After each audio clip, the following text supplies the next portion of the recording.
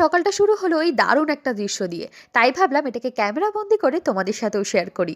আমাদের ফ্ল্যাটের পাশে একটা নতুন বাড়ি হয়েছে, তার ছাদে না প্লাস্টার করে জল ঢালা হয়েছে। সেখানেই সকাল সকাল দেখি কাকগুলো স্নান করছে আর খেলা করছে, দেখতে এত ভালো লাগছিল।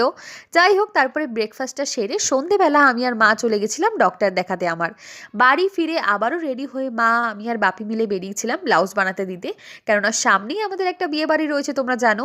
সেখান থেকে ফেরার পথে একটু চিকেন নেওয়া হলো আর কিছু সবজিও কেনা হলো।